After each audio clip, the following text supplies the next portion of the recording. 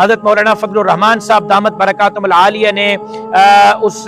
اسرائیلی جارحیت کے خلاف پورے ملک بھر میں کل بروز جمعہ بعد نماز جمعہ احتجاجی مظاہروں کا اعلان کیا ہے۔ صوبائی امیر حضرت سید عبدالقیوم حالجوی صاحب دامت برکاتہم العالیہ کی مشاورت سے مرکزی جماعت کے حکم پر میں تمام تحصیلوں کے عمراء، نظماء، ٹاؤنز کے عمراء، نظماء اور ضلعوں کے عمراء اور نظماء سے مخاطب ہوں اور ان کو پابند کرتا ہوں کہ کل تمام تحصیل کے ہیڈ کوارٹرز میں، ضلعی ہیڈ کوارٹرز میں جمعہ کی نماز کے بعد بھرپور اسرائیلی جارحیت کے خلاف اسرائیل مرد آباد، فلسطین زندہ باد، گلوبل سموتھ فلوٹیلیا زندہ باد کے نام سے احتجاجی مظاہرے ہونے چاہیے، نیتن یاہو پر لعنتیں ہونی چاہیے، اسرائیلی بھائیوں کے ہمدردی کے لیے بھرپور مظاہرے ہونے چاہیے، اور جو گرفتار کیے گئے ہیں 500 لوگ، چاہے وہ مسلم ہیں چاہے وہ غیر مسلم ہیں، چاہے اس میں ہمارے بھائی، میرے بھائی عبداللہ شاہ مظہر صاحب کیوں نہ ہو، سینیٹر مشتاق احمد صاحب کیوں نہ ہو، دیگر 4 پاکستانی کیوں نہ ہو، ٹوٹل 500 افراد میں 6 پاکستانی ہیں۔